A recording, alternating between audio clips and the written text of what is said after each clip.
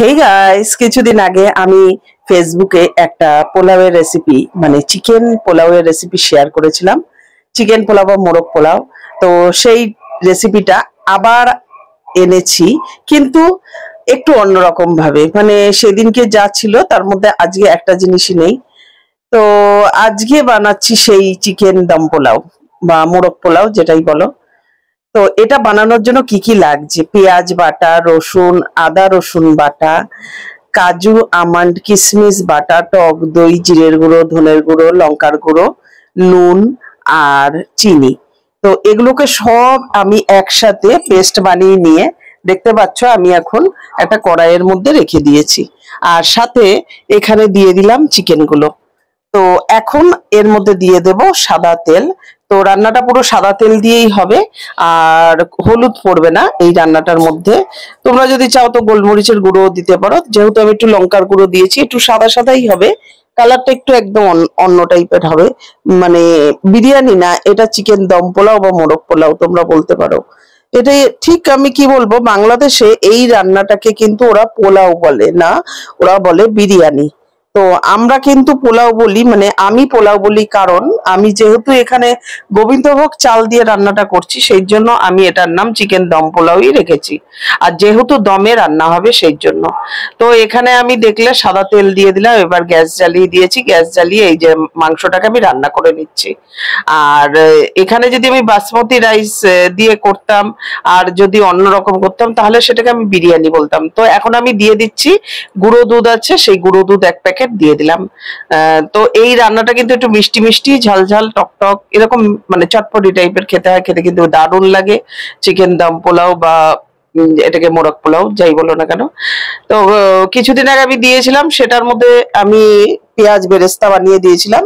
তো পেঁয়াজ বেরেস্তা তোমরা দিতেও পারো, না দিলেও চলবে। তাই জন্য আমি বিভিন্ন রকম ভাবে রান্না করি, সেটাই তোমাদেরকে দেখানো। যে ঘরে যদি কোনো সময় এটা না থাকে ওটা না থাকে, তাও কিন্তু রান্না করা যায়। কিন্তু প্রসেসটা যেটা, যে মাংসটাকে আলাদা রান্না করে নেওয়া, পোলাওটাকে আলাদা রান্না করে নেওয়া, এইটা কিন্তু একভাবেই থাকছে। তো সাদা তেল আর ঘি দিয়ে হাঁড়ির মধ্যে, আজকে এই হাঁড়িটা বার করেছি কারণ যেহেতু একটু ছড়ানো জায়গা লাগবে, তো সেই জন্য। আর আমার যেহেতু ভাত করা, মানে ভাত রান্না করার হাঁড়িটা পিতলের, তো ওটা হচ্ছে একটু, মানে কি বলবো, ছড়ানো না, এটা একটু ঘুমচি টাইপের। তো সেই জন্য এই সিলভারের হাঁড়িটা আজকে নামালাম। তো এটার মধ্যে সাদা তেল আর ঘি দিয়ে, তার মধ্যে গোটা গরম মশলা, দারচিনি, এলাচ, লবঙ্গ দিয়ে ধুয়ে রেখেছিলাম গোবিন্দভোগ চালটা। তো সেই চালটা দিয়ে আবার ভালো করে নেড়ে চেড়ে নিচ্ছি। আর চালের যে জলটা, চালে যে জলটা দেবো আর জল দুধ একসাথে মিক্সড করে চালটাকে এখন আমি ভেজে নিচ্ছি ভালো করে, দেখো। আর এর মধ্যে দিয়ে দেবো অল্প পরিমাণে নুন। আর এর মধ্যে আমি চিনি টিনি কিচ্ছু দেবো না, কারণ আমি যেহেতু চিকেনটা রান্না করছি, চিকেনটার মধ্যেই কিন্তু সব আছে।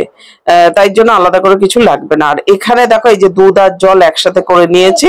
দুধ আর জলটা মানে পরিমাণ মতো, যেই বাটি দিয়ে ধরো চালটা মাপবে, তো সেই বাটি দিয়ে ডবল হয়ে যায়। তো আমি একটু ডবলের কম নিয়েছি, কারণ যেহেতু এখানে চিকেনটা একটু গ্রেভি গ্রেভি থাকবে, তারও যে জলটা এর সাথে মিশবে, তাই জন্য তোমরা দেখলে যে আমি দুধ আর জলটা কিন্তু, দেখো চাল আর জল কিন্তু দেখা যাচ্ছে, এরকমই কিন্তু তোমরা মাপ মতন জল দেবে। আর এবার দিয়ে দিচ্ছি একটু কেওড়া জল। আর এর মধ্যে আর কোনো সেন্ট দেবো না, মিঠা আতর টাতর। তো তোমরা দিলেও দিতে পারো মিঠা আতর। আর এইদিকে দেখো চিকেনটা কষে কিরকম হয়ে গেছে, যেহেতু কাজু, আমন্ড, কিশমিশ বাটা এর মধ্যে রয়েছে, টক দই রয়েছে। তো এখন এই যে এবার এটাকে আমি ভালো করে একটু নেড়ে চেড়ে দেখছি। আর এবার এটাকে আমি ঢেকে দেব, কারণ এই চালটা সেদ্ধ হয়ে যাবে পোলাওটা রেডি করার জন্য।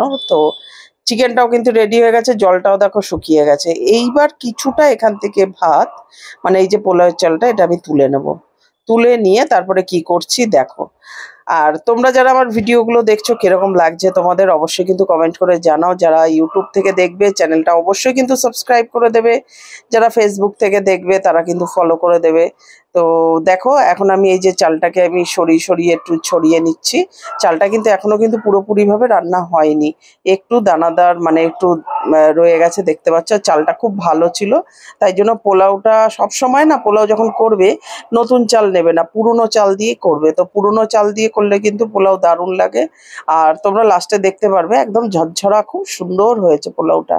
তোমরা হয়তো ভাবতে থাকো যে এ বাবা, দুটো যদি একসাথে মিশিয়ে দিলে একদম কাদা কাদা হয়ে যায়। তো গোবিন্দভোগ চাল যেহেতু একটু আঠালো, তো জল যদি কোনো সময় তোমাদের আমি বলে দিচ্ছি, যদি বেশিও হয়ে যায় তোমরা চিন্তা করবে না।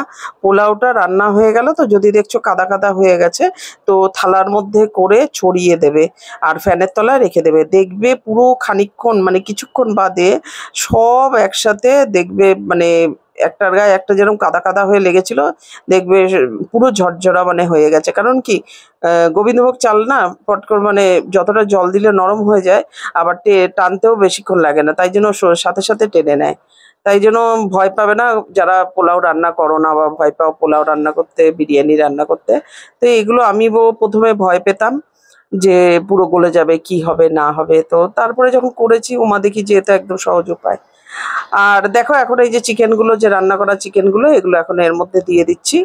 আর চিকেনটাও খুব সুন্দর গন্ধ বেরিয়েছে, দুটো একসাথে মিক্সড করে দিচ্ছি। এক হাতে আমার ক্যামেরা আর এক হাতে আমার খুন্তি, তো সেই জন্যই একটু উলট পালট হচ্ছে। এবার এই যে তুলে রেখেছিলাম চালটা, তো সেটা এর মধ্যে দিয়ে দিলাম। এবার দিয়ে চারিদিক দিয়ে মানে বিরিয়ানি যেরকম দমে চাপায়, তো সেই রকম টাইপেরই। তো এখন চালটা এই যে দিয়ে দিলাম, দিয়ে ছড়িয়ে দিয়ে এর ওপর দিয়ে কাঁচা লঙ্কা দিয়ে দেবো। কাঁচা লঙ্কার একটা সুন্দর গন্ধ আছে, কাঁচা লঙ্কা দিয়ে দেবো, ঘি দিয়ে দেবো। তো সব এগুলো দেবো দেখো।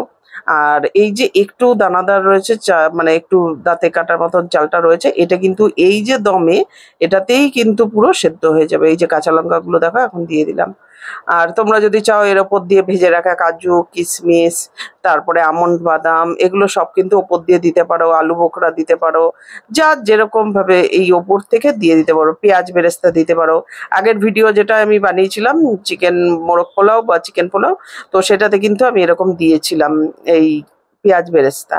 তো তোমরা এরকম কিন্তু ওপর থেকে দিতে পারো। দেখো এখন এবার এটাকে আমি এই যে দেখছি যে দমটা এসছে, তোমাদের দেখাচ্ছি পুরোপুরি ভাবে। চালটা দেখছি যে কতটা কি সেদ্ধ হলো, কারণ পোলাও যেহেতু দমেই কিন্তু সেদ্ধ হয়। তো এখন দেখো এই যে পুরো সেদ্ধ মানে হয়নি, আর একটু বাকি রয়েছে। তারপরে এটা ঢেকে দেবো, কারণ এটা ওই যে বললাম যে পুরো দমেই হবে। আর এই যে আবার ঢেকে দিলাম। এইবার ফাইনাল টাচ, কিচ্ছু নেই, জাস্ট খুলে এবার একটু নাড়াচাড়া এপিট ওপিট করে দেওয়া, কারণ ঝোলটা যেহেতু দিয়েছি চালটা রয়েছে। তো এখন এই যে ওপর নিচ করে দিচ্ছি। আর একদম দেখেছো একটার গায়ে একটা কিন্তু লাগেনি, যেরকম ঝরঝরা ভাত হয়। তো যেহেতু দুধটা দিয়েছি, আর দুধ দিলে কি হয়, দুধ দিলে একটার গায়ে একটা কিন্তু চাল লাগে না। সেই জন্যই কিন্তু দেখতে পাচ্ছ যে একটার গায়ে একটা লাগেনি। এমনিতে তো পরিমাণ মতন জল দিয়েছি, দুধ দিয়েছি, সবকিছু পরিমাণ মতন দিয়েছি। তা সত্ত্বেও যদি তোমরা পোলাও করার সময় দুধ দাও, তো দুধ আর তেলের জন্য কিন্তু একটার গায়ে একটা চাল লাগে না। তো দেখো কত সুন্দর হয়েছে দেখতে, কত ভালো লাগছে না? তো প্রথমে মাংসের ঝোলটা দিয়েছিলাম, মনে হলো না যে মাংস ঝোলে একেবারে ঘেটা পেটা হয়ে যাবে, তো না সেই রকম না। তো খাওয়ার সময় দেখো এই যে সাজিয়ে নিয়ে বসেছি, দারুণ হয়েছে। চালগুলো দেখছো একটার গায়ে একটা লাগছে না। তো প্লিজ প্লিজ প্লিজ আমাকে একটু এগিয়ে নিয়ে যেতে তোমরা সাহায্য করো। যারা ফেসবুক থেকে দেখবে তারা অবশ্যই ফলো করে দিও, যারা ইউটিউব থেকে দেখবে তারা যেন অবশ্যই সাবস্ক্রাইব করে দিও। জলিস কিচেন অ্যান্ড ব্লগিং আমার ইউটিউব চ্যানেলের নাম, আর সাহা ইন্দিরা হচ্ছে আমার ফেসবুক প্রোফাইল আইডি। তো যারা ফেসবুক থেকে দেখবে অবশ্যই কিন্তু তোমরা একটুখানি ফলো করে দিও। তো নতুন নতুন ভিডিও আপডেট পেতে হলে তোমাদের তো ফলো করতে হবে, সেই জন্য আমাকে এগিয়ে নিয়ে যেতে হলে তোমাদের ফলো করতে হবে। তাহলে আবারও বলছি প্লিজ প্লিজ প্লিজ একটু ফলো করে দিও।